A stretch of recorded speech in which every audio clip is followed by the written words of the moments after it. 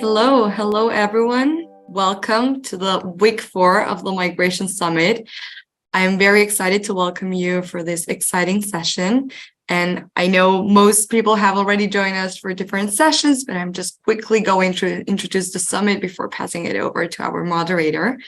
So the summit organized by MIT React, where I work, NAMA and Karam Foundation, is a month-long global convening designed to build bridges between diverse communities of displaced learners, universities, companies, social enterprises, policymakers, and pretty much whoever is interested about the key challenges and opportunities for refugee and migrant communities. This year, we're exploring the theme called Creating Pathways for Learning, Livelihood, and Dignity through virtual and in-person events around the world. And just before passing it over, the song that you were just listening was actually co-written by members of the organizing committee, Marika Slavin and Patricia Bubu, with a technique that is called Stories to Song. So from the story from Patricia Bubu and MIT React alumni, we got to this wonderful song that it really represents, and it's our very own Migration Summit song. And so I know we have a packed agenda, and so I'm going to pass it over to Manal from UNHCR to present the session. Thank you, everyone, for being here. Great. Thanks, Camilla. Thanks, everyone. My name is Manal Stulgaitis. As Camilla said, I work for UNHCR, so the United Nations Refugee Agency. We are located at headquarters for the education section, which is in Copenhagen, Denmark. And we're leading on refugee higher education globally, which means a number of things. So engagement in technical and vocational training, scholarship programs.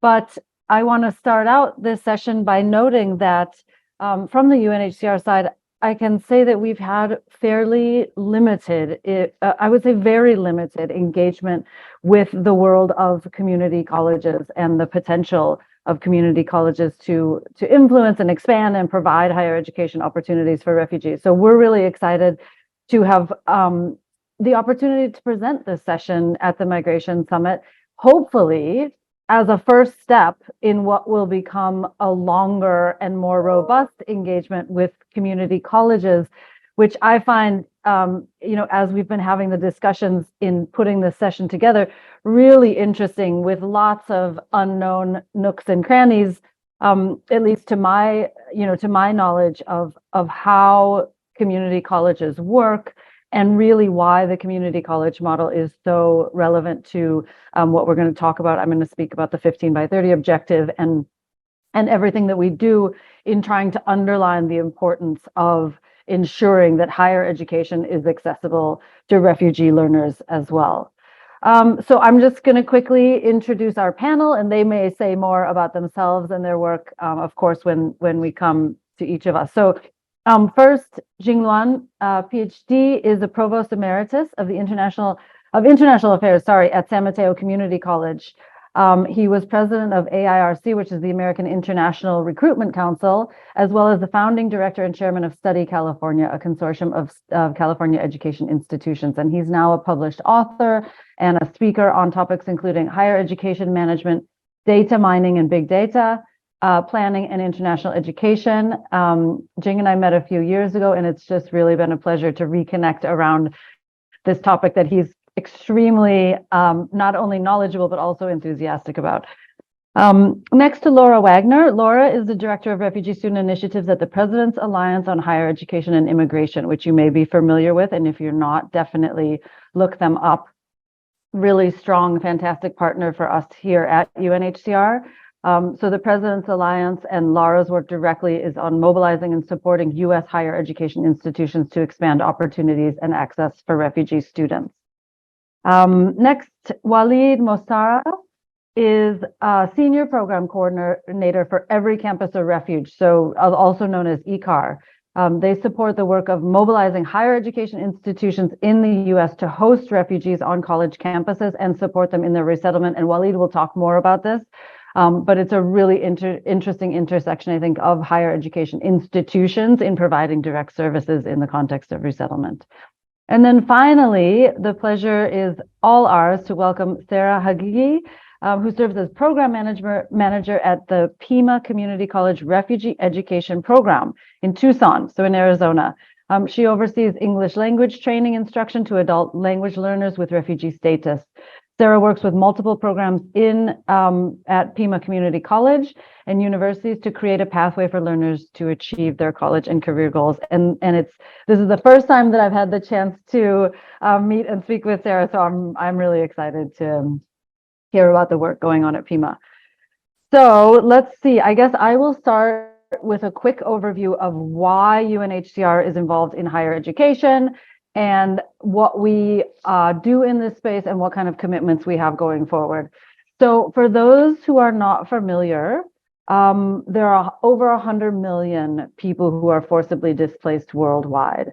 And then of those, 32.5 million refugees are the primary target of the UNHCR mandate, though, and when we talk about refugees, I'm talking about individuals with formal refugee status. So then within that 103 million people, there are internally displaced people, stateless people, asylum seekers, etc.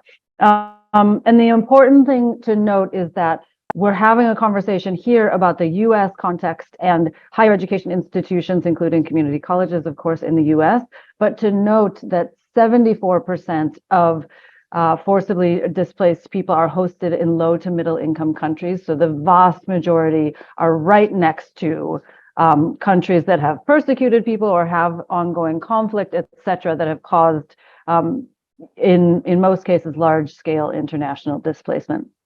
And so again, 69% of forcibly displaced people are in neighboring countries. So while we're talking here about the US context, where there are indeed millions of refugees and asylum seekers, the vast majority of the folks that we work for are located in low to middle income countries, so mostly in the global south. Next slide, please. So in that context, UNHCR and partners set an objective to achieve 15% enrollment of refugee youth in higher education by 2030, and we call that the 15 by 30 roadmap, or the 15 by 30 target. And you can see on the left side of your screen the general figures that we have from 2021 on refugee enrollment in education. And so you can see that we've got a very challenging pipeline to work with. Refugees are facing barriers to access education from primary right the way through to tertiary, which means that those young people who manage to not only get access to secondary education, but then have the opportunity to proceed beyond secondary ed are very, very few. But that said, what we know, and I think, Alana, you can move to the next slide, please.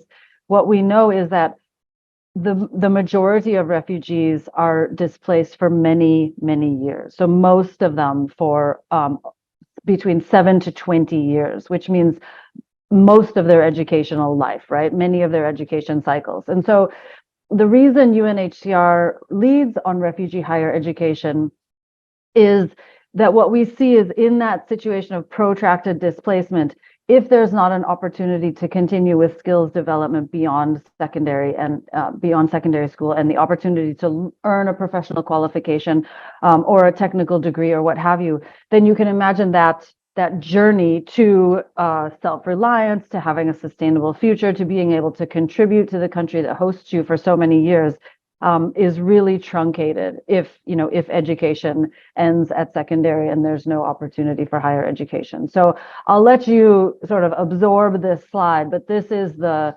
reasoning and the trajectory of engagement on higher education when we talk about the beginning of a situation of conflict and fragility. The idea that for many years we worked in a context where the immediate response was to set up a refugee camp on the assumption that refugees would at some point soon be returning home, and then the changing reality where now many people are displaced for many, many years, if not for the rest of their lives, and that we need to move into more development-oriented thinking, where there have to be sustainable options for refugees to move into a different status that doesn't include humanitarian dependence or limited mobility in a refugee camp, etc. The last thing that I would point to is really the twin roles of higher education institutions and of students in participating in these discussions. So we see not only refugee students mobilizing to advocate on behalf of their ambitions and their goals and their rights, but also non-refugee students joining them in solidarity to say, right, we want more refugees included on our campus to make it a richer environment, to ensure that we all have equal access to these opportunities to participate in higher ed. Okay, so then finally on the 15 by 30 roadmap, so again, pointing to the 15, sorry, Alana, you can go forward. Oh, there we are, thanks.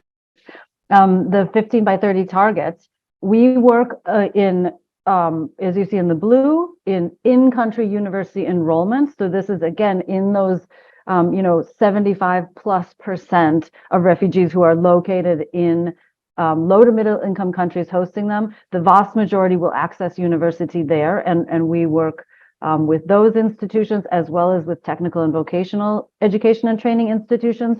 We administer a very sizable higher education scholarship program that's specifically for refugees in their host country.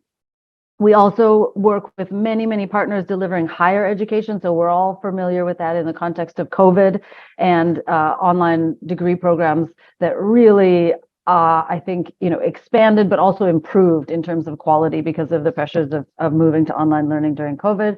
And then also complementary education and labor mobility pathways. And in this context, education pathways that I think Lara is going to speak about that allow a refugee, for example, to go from where they may have sought refuge in Uganda to access a scholarship to go to a university in New York City or in Arizona, and that ensures that their protection needs are met.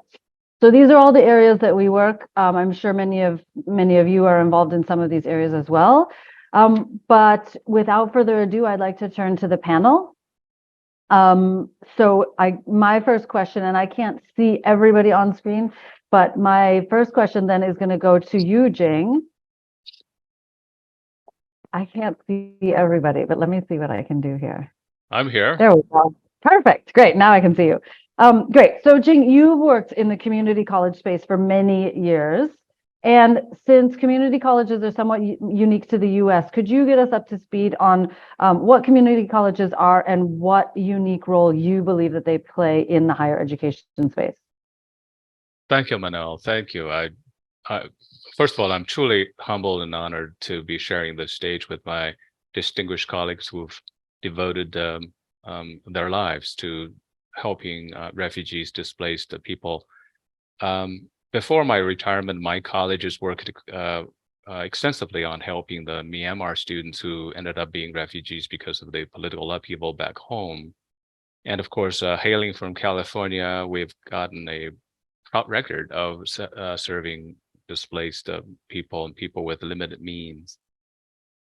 Since I worked in community college for many years, as Manal said, that I can say with passion and confidence that community colleges are truly the Statue of Liberty. We provide higher education to all who desire and deserve to learn. And very important to remember, if anything, that I said today is community colleges are your best way to get established in the US for the purpose of studying, for work, and for obviously potential of living in the US.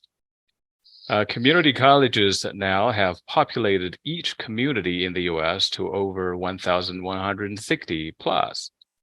These are public, taxpayer supported, and they exclusively focus on classroom teaching. Remember that, they focus on classroom teaching. They devote their time and efforts to job training, and they are our community resource center. These are very useful for displaced and unhoused migrants and refugee populations.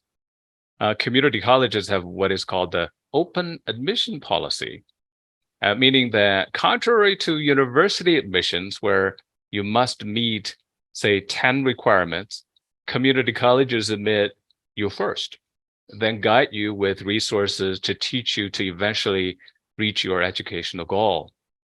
I'll get to those 10 requirements that are shown on the screen in just a second. And very important to displace the people who are thinking of attending universities in the US or elsewhere. Community colleges offer the same university courses and for a third or a quarter of the cost. They are the fastest in developing courses and programs to serve the local business and industry. It doesn't take very long for them to come up with a new program. For example, computer programming and whatnot, even ChatGPT type of courses. Other adults or job seekers, I think a large number of the refugees will fall into that category, can attend community colleges to get certification in household familiar trades and careers like computer programming, plumbing, welding, nurses, police officers, and so on. California, for example, estimated 7 out of 10 nurses and police officers are community college graduated. So Manal and my colleagues, in a nutshell, not only community colleges are an important part of higher education in the US, they are also playing a unique role in job training, workforce development, and to say it broadly, in maintaining the size of the middle class in the United States and a well-educated citizenry. And I hope that answers your question about how community colleges work in the US. Absolutely. And those, I have to say, Jing, those are some bold claims and actually, and I mean, quite surprising, right? Some of the numbers that you cited, especially the links to local economy and labor market demands, which we're very, very interested in terms of thinking about the long-term outcomes of higher education for refugee and displaced youth. So just drilling down into that a bit, could you provide some additional reflections on the unique relevance of community colleges for refugee learners? Why should this linkage be interesting to us? Yes, I am thinking about you saying these are very broad claims, and I think let me give you some verified data to impress you. According to a study of Columbia University and American Association of Community Colleges in the US, those with bachelor's degrees, 45% of them started in a community college. So going from high school directly to a university is not done by half of the US college students. For many reasons, of course, but pertinent to the displaced populations, attending a traditional four-year university is especially challenging for refugees and migrants. Let's just take a look at the 10 requirements, roughly 10 requirements that I'm going to read them out loud here on the screen. Hopefully, you know some of them. The English level, which is a challenge for many of them. TOEFL and IELTS and Duolingo tests all come into play that some of them provide that learning and teaching for you to be able to reach the college entrance level. High school GPA. Unfortunately, many of the displaced populations may not even have had the opportunity to attend high school. Finance. Have you gotten money in the tens of thousands? To be honest. Academic interest, AP, IB, and college credits. These are really foreign terms to a lot of the refugee migrants and other displaced populations. SAT and ACT. Your strengths and weaknesses, your knowledge of the US universities and colleges. Manal, there are over 4,000 of universities and colleges in the US. So how do you sort and filter and screen them? Your personal statement that you must write for the purpose of colleges and universities doing comprehensive review. And of course, your ability to travel and obtain study visas. So on the screen, you see that there's a place to score. And from 1 to 10, do you think, where do you think you fall? So naturally, through looking at the level, looking at the above, and if you score them, you would know in order to improve your chances of getting a university degree, you should do what Americans do, which is to think about community colleges that are so important to students' chance of getting a higher education in the U.S. And this is why, Manuel, you say they are broad, bold claims, and I say this is why President Obama and First Lady Jill Biden called community colleges the best kept public secret. Now, community colleges are poised to pipe online courses to foreign students who are location bound. And I think, Manuel, you mentioned about people are in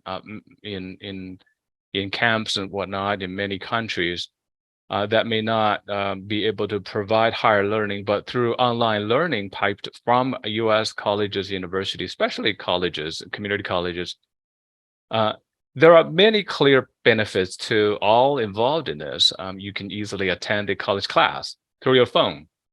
Yeah, you have a local teachers and helpers to guide you and your. And let me to remind you that that your course schedules whatnot.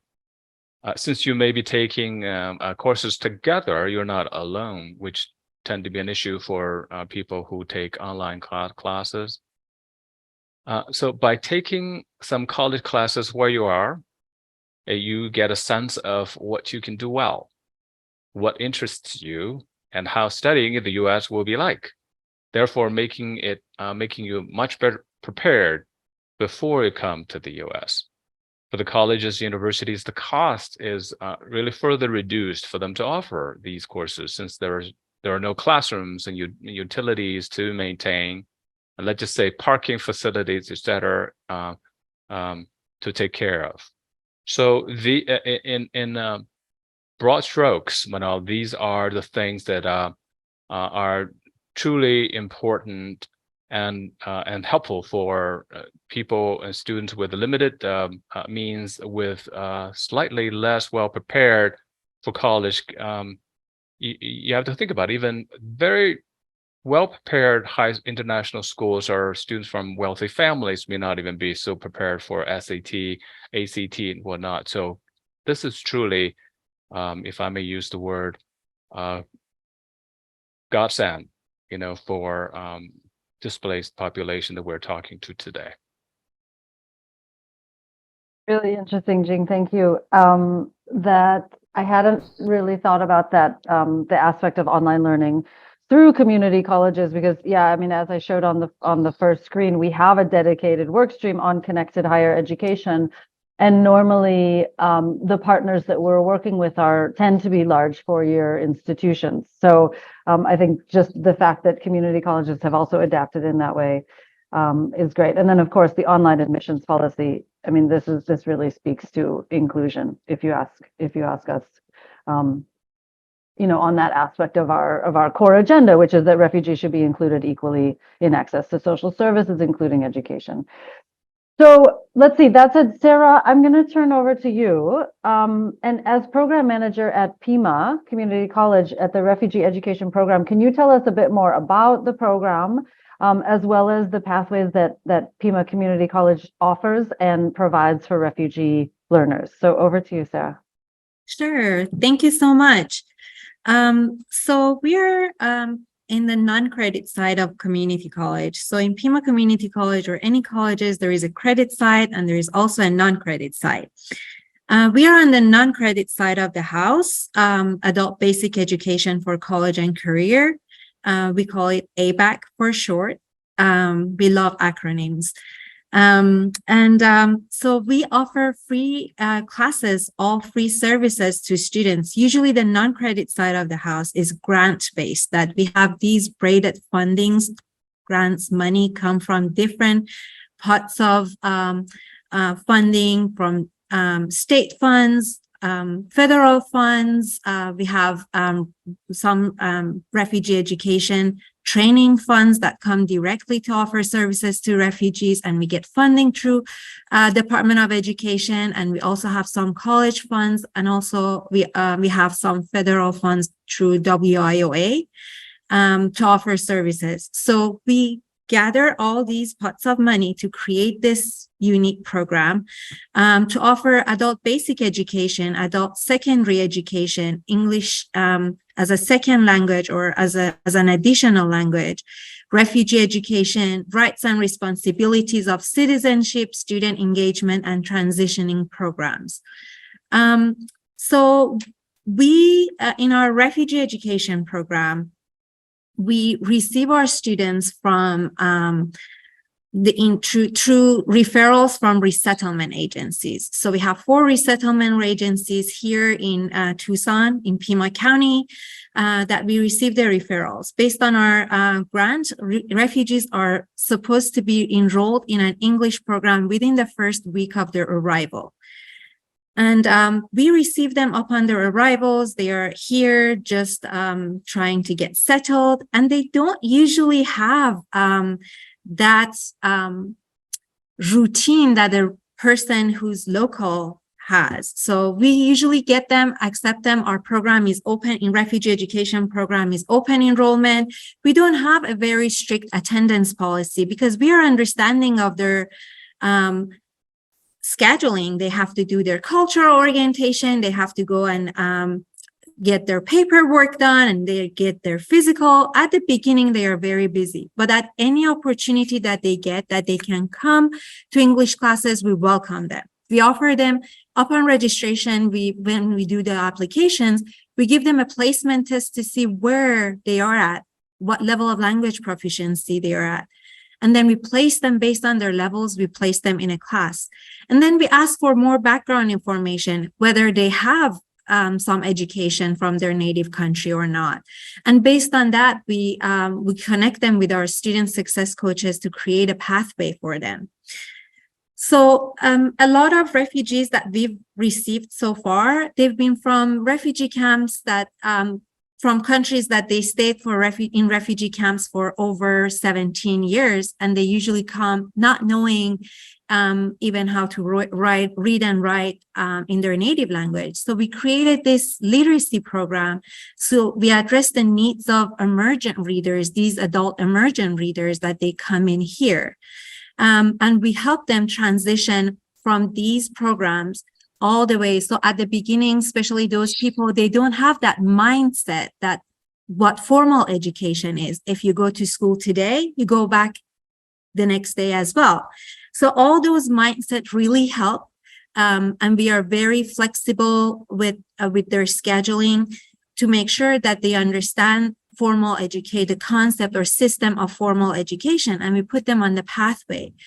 Then we have more English classes that they have more restriction on their attendance, that they can't be absent more than some certain number of sessions.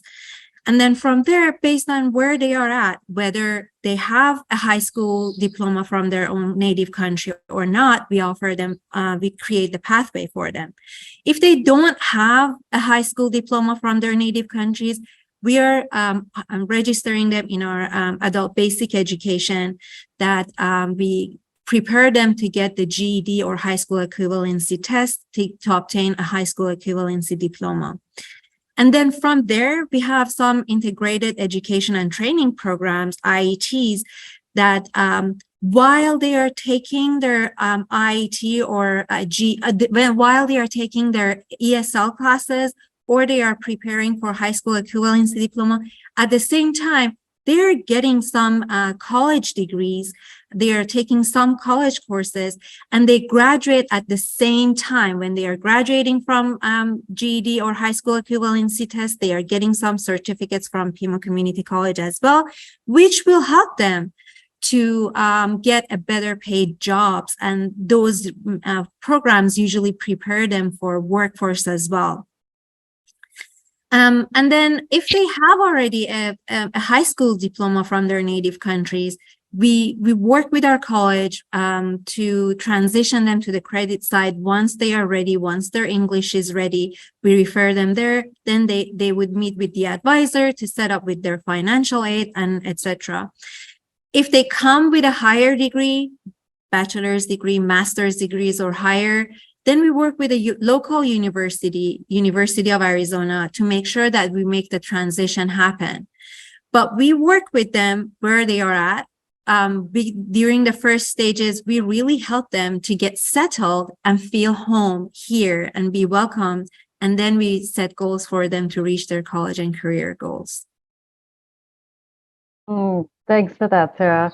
So just out of curiosity, and I mean, I don't expect that you have the figures at your fingertips, but for those individuals who come to you with, with really lower levels of experience with formal education, do you find that many people are getting through some of those basic education, language training, et cetera, or are many of them transitioning then into the sort of fee side or degree side of your institution? The ones that are coming from the ones that are starting from the emergent reader level, it takes them a long time to move through the pathway to get to the credit side. A lot of them, they just because of the family commitments that they have after when they graduate, get a high school diploma or get an IBES degree, then they stop from there. But there are some that they continue. We have some students that they have continued through going to community colleges, mostly Pima, and then from there they transfer to a university and higher education to get a degree. Okay, that's super interesting. Yeah, and I think the figures that Jing cited about the numbers of transfer students is really, for someone who's not familiar with community college, is really surprising. Okay, great. Thanks, Sarah. Laura, I'm going to turn over to you now. So the President's Alliance was founded in 2017. I actually wasn't aware that the PA was so young. And it's a consortium of over 550 college and university presidents and chancellors. Oh, sorry, that's your intro for me, Laura. So in any case, just to say to everybody, we started working with the President's Alliance probably, right around the founding, but most interestingly, and I think most intensively over the past few years, where there's been real shifts in options for pathways to study in the US. So I wanted to just ask Laura if you could talk more about the President's Alliance on Higher Education and Immigration for those who are not familiar with it, but then specifically, what is the role of community colleges in the organization? Because as the name implies, I think we think first and foremost about higher education institutions in the context of universities, and then the really well-known universities that tend to lead on some of these discussions. So over to you. Yeah, awesome. Thanks, Manal. As Manal mentioned, we were founded in 2017. We have over 550 college, university, and presidents and chancellors. About 20% of them are community colleges. So we see community colleges as really essential parts of the communities and the primary opportunities for refugees and immigrants enrolling in higher ed. My role specifically, and the President's Alliance really decided to dive deeper and dedicate a lot of energy and effort into refugee student access, really starting in 2021. And so since then, my role has been really to expand refugee student access through both campus supports and policies, but as well as inclusive policies at the state and federal level. And so we kind of operate uniquely at the intersection of higher education and immigration policy. And I put the link to our website in the chat, so you can check out who our members are. Also, we provide a lot of technical assistance for U.S. higher education institutions to support and enroll refugee students, whether that be refugees who are resettled in the U.S. or refugees who are overseas, who then enter the U.S. as F1 international students, so coming on an international student visa. And expandedly, we are expanding our resources and support to the growing number of displaced students in the U.S. who have a variety of immigration statuses, whether it be temporary protected status or parole. So making sure that we are, accommodating all displaced students, no matter where they're at in their immigration process. I also included the link in the chat to the higher ed immigration portal. And so that is a resource for higher ed institutions around supporting and enrolling refugee and displaced students. And particularly, I want to highlight over the past year, we've really been folding in a lot of the resources from CCCIE, which is the Consortium of Community Colleges in Immigrant Education. And so they have historically served as a resource and network for community colleges in this work, and we're really expanding their resources on the portal and looking to continue to support community colleges in this work.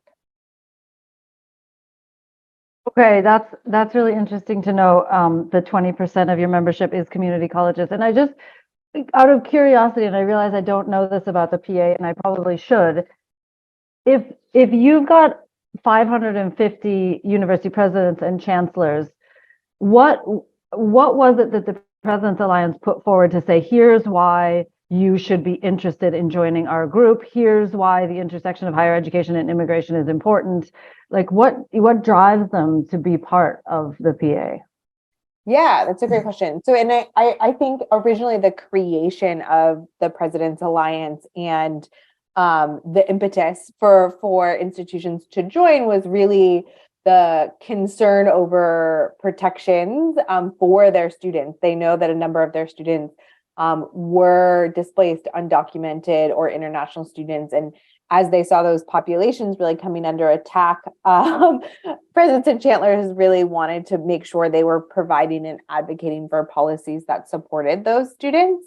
And so I think that was the original impetus to join. But now, as we see, again, even broader diversity of immigration statuses, there's interest and investment for higher ed to make sure they are providing protections and welcome to their students.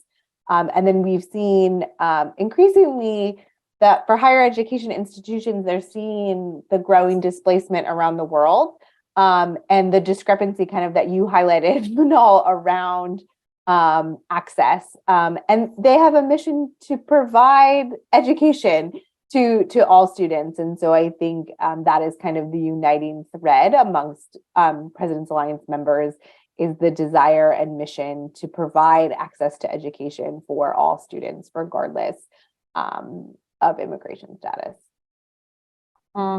Yeah, I think, as we have expanded our work and recognized more the power of students to influence their university's decisions and stances and positions and involvement in these issues, one thing that we keep coming back to is that if you look at the mission of most higher education institutions, they're speaking to, these concepts about equal access to all, diversity, broad world views. And so then, we're always telling students or asking students, hey, look at your university's mission, and then tell your chancellor and your president that that they've got work to do, or that there's a way for them to get involved and deliver on that mission.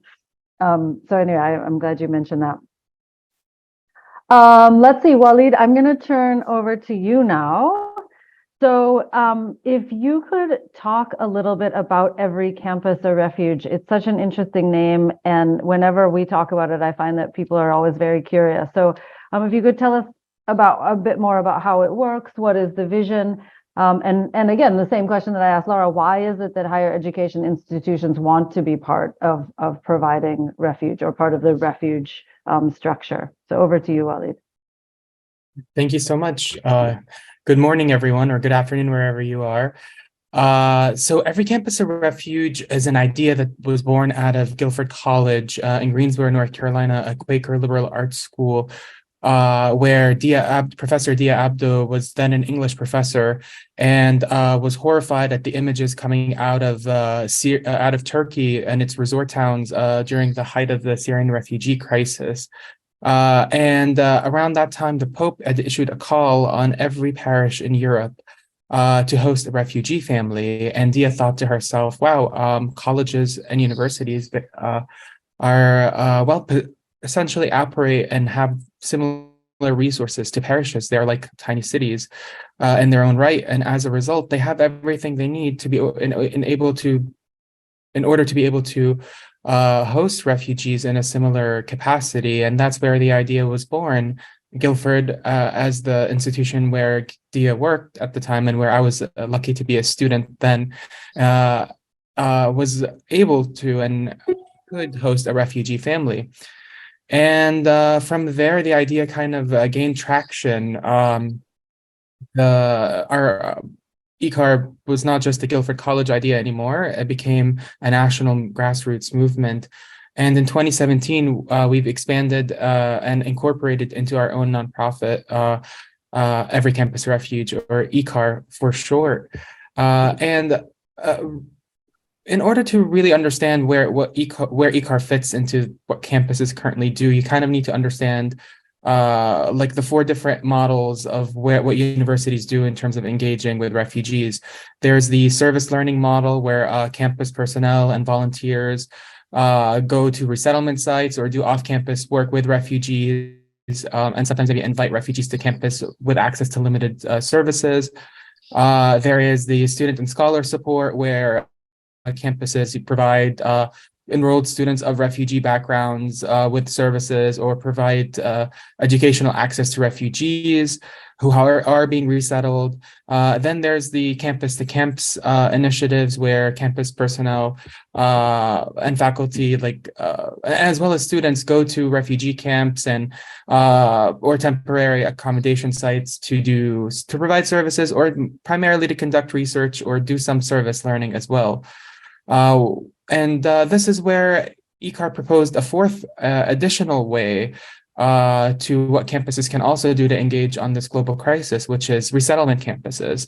And the idea is that campuses not only can provide the other 3 models of engagement with refugee populations, but also to provide housing, facilities, and personnel to enrolled and non-enrolled newcomers, and serve as sponsors or co-sponsors for initial to medium-term resettlement, and provide them with integration support.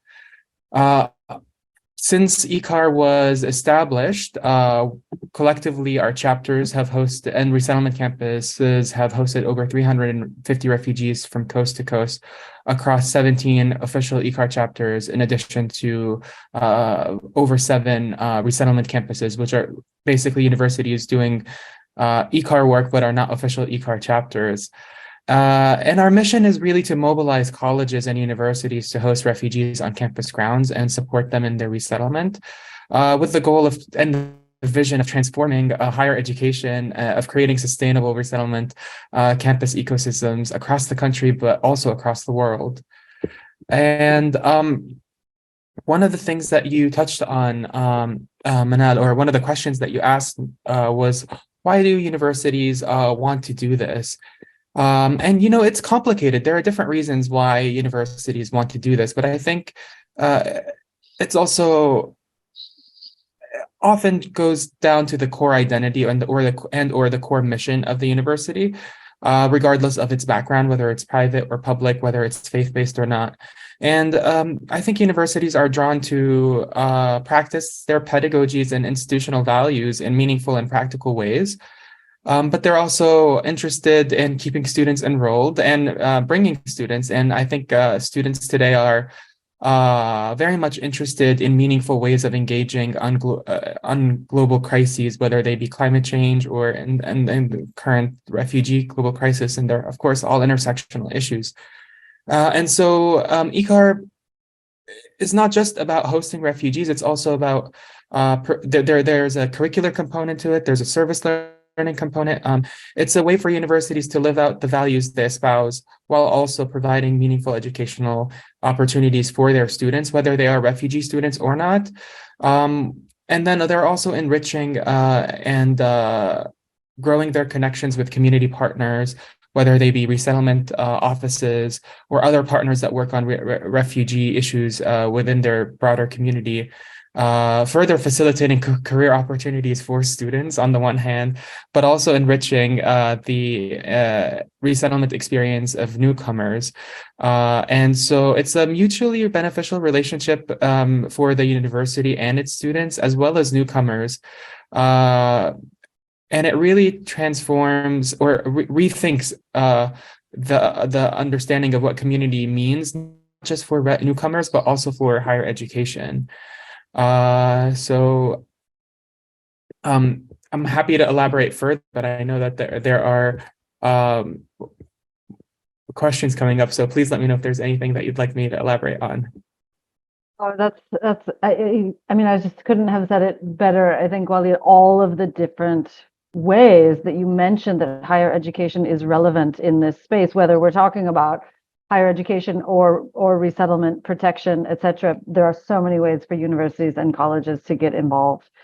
I am going to, just to flag, we're with the remaining time, what I'm going to propose we do is I'd like to come to you, Sarah, to talk specifically about, Waleed was just talking about newcomers and shaping and contributing to that experience. So if you would provide some examples specifically with respect to recent newcomers from Afghanistan and Ukraine, I think those are probably the most relevant current displacement contexts that we're all working in and watching very closely.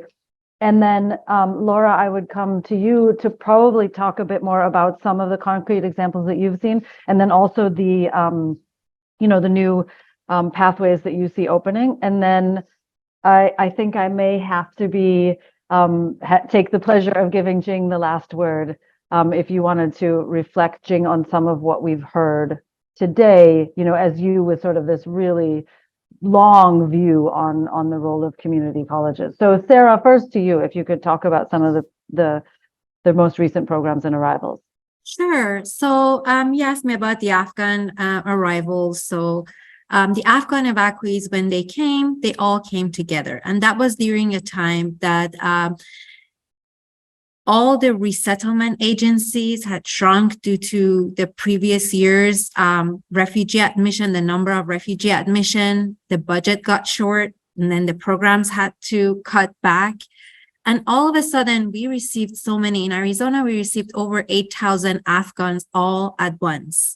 And resettlement agencies were not ready to serve all of them all at once. Usually when they come, their housing is prepared for them. At least they can go and all the pathways are created for them upon their arrival. But when they came, they were placed in a hotel, in one of the hotels here in the town. And they were all together. And then gradually they got resettled in their permanent housing. During that time, it was a very unknown time that they had this anxiety from coming all of a sudden, being displaced and coming to a new country that they didn't know the language, they didn't know the culture, they didn't know what would happen, they didn't have a place to live. During that time, we were able to go in the hotel to make sure that they know that there is a pathway for them to at least study. That was a great time that they were waiting for their paperwork. They didn't have anything to do, but they could study. So we registered them in our program. And while we are just an educational entity, we work with other community partners. We work with nonprofit organizations, ethnic-based organizations, faith-based organizations to create this welcoming atmosphere for refugees so they can feel home here. I don't know what you've heard, but people are usually very friendly and they want to make friends with their new neighbors. There are so many volunteers that are willing to just come in and jump in and help. So we created these schedules for them so they can come register, attend classes, make sure that if they want to get tours of the city, there are volunteers to help them get tours of the city. In our program, sometimes we give them, take them on a field trip to a grocery store, to the library, to make sure that they are familiar with the community that they are living. Same with Ukrainians. When they came in, we first experimented this rush of arrival with Afghans. And then when Ukrainian came in, a lot of them, they came with sponsors. They were not connected with the pipeline of where refugees usually come from, and they were not connected with resettlement agencies. So when they would come in to our program to register for their English classes, we would refer them to resettlement agencies so they could connect with the pipeline to make sure that they have a pathway to citizenship and naturalization as well. It's interesting, right? All the tentacles throughout the community. Everybody's got a role to play. I think it's so true. I mean, throughout the whole resettlement world, it is as such. Thanks, Sarah. Okay, so Laura, I know that you've got some concrete examples to provide, and then maybe, as we said, if you feel like it, also talking about the new pathways that you see opening up. Yeah, absolutely.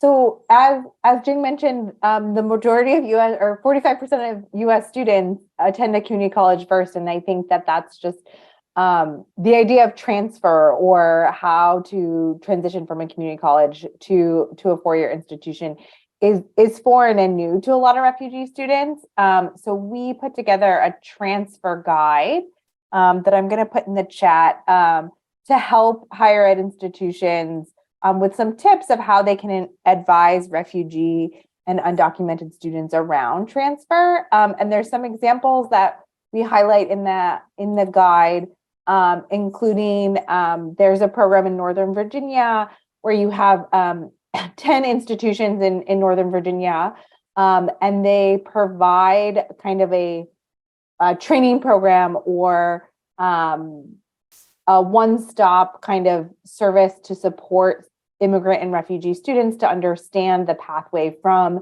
Northern Virginia Community College to four-year institutions like George Mason University. And I'll put that example in the chat. There's also been a lot of work, and Sarah spoke to this a little bit as well, around career pathways and having targeted programs that help to explain to refugee students how they can go from community college to a four-year degree to their dream job or one of their career goals. And Bluegrass Community and Technical College in Kentucky has a great example of that I'll also share in the chat. We also, when President's Alliance worked with a large variety of partners, including UNHCR and others on this call, to build out what university sponsorship could look like in the US. So looking to the Canadian model or the model that's been set up in other countries around the world to provide a direct immigration and education pathway for refugee students. We really know and highlight in that report, which I'll also put in chat, the importance of community colleges participating in this program and being able to support refugee students through college and university sponsorship. Because the more diversity of institutions we have on board, it just really broadens the population of refugee students that can participate and be able to access this new pathway for protection and education. And then just in a hopeful note, as you may know or have seen, Welcome Corps, which is going to be the US version of private sponsorship, launched January of this year. And in the announcement, Secretary Blinken affirmed a forthcoming college and university model or a pathway for private sponsorship. And so we are awaiting formal program announcement around what the university version of Welcome Corps will be, but we're really excited about it, and we really are excited about the role that community colleges can play in that program. Great. Thanks, Laura. And for everyone, just to be aware that the President's Alliance did an enormous lift in terms of the advocacy and the coordination, leading to, I don't think it's too bold to say, Laura, leading to the Welcome Corps and the new community sponsorship model that will include, finally, higher education. So with that, Jing, I'm going to turn it over to you for the last word and sort of any big, bird's eye view reflections that you can offer. Well, thank you, Manal. As a higher education executive, we often don't get a chance to have the last words. I think faculty and staff usually, and students have the last words, but happy to be here. I learned a lot just from today's presentation, and I think, Manal, I encourage you and President's Alliance to do more. I'm just going to do a bring down without any particular order, but let's just say that I was very impressive for the Welcome Corps and efforts made by PA, President's Alliance. President's Alliance truly demonstrates the commitment of member universities and colleges at the highest level, president, chancellors, and provosts and whatnot. There are two kits, including the Welcome Corps. Their knowledge base and public persuasion have put the refugee, migrant, and displaced population front and center. We don't pick, in other words, their messages, we don't pick and choose who we educate. We educate everyone who picks and chooses us. On the implementation end, ICAR has given models, resources, and concrete support, such as housing, food security, and academic support to those who embrace displaced populations. They are really fulfilling the basic needs of students in order for them to be settled in and complete their study distraction-free.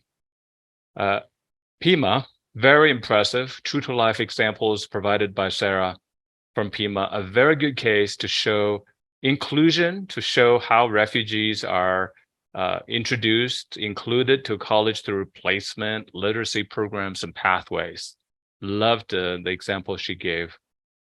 So Manal, with President's Alliance, ICAR, UNHCR, where you work, and the education providers such as Pima and my colleges, San Mateo Community College District, we're the four-legged chair to support the refugees, if I may use that analogy. You do need 3 or 4 legs to have a chair. So we would need more of this education providers who then can give more opportunities, the law of large numbers. And there are over 1,200 community colleges. Think about that massive synergy and volume that can provide to the refugee population. We can definitely do a better job through community colleges that have traditionally been very adept and flexible in serving underserved and diverse students. They hold really a very loud answer to the issues that are facing us today. Going forward, though, Manuel, I recommend that we conduct more seminars like this to have more grassroots efforts we have today, but also government efforts from the state, the commerce, and the DOJ and whatnot you can think of.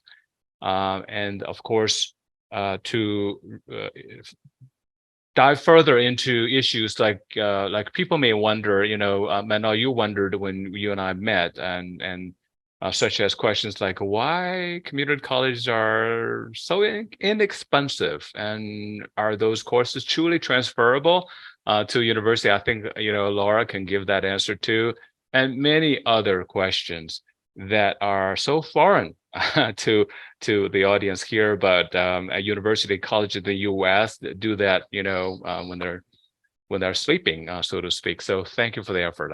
I truly learned a lot, and I hope that I'm speaking on behalf of the audience as well. Yeah, Jing, I couldn't agree with you more. I really learned a lot as well, and I'm hoping that just connecting with you all and then beginning to expand our network here from UNHCR, we can begin to correct course, if I may, in terms of how to engage with the U.S. higher education community and with community colleges specifically to really maximize the potential and I think enhance our own understanding of the contribution that's already being made. So with that, I'm really grateful and honored to be here with the panel, the amazing panel, and thank you to everyone for joining us. And we look forward to carrying on the conversation. So enjoy, have a great day, and thanks again.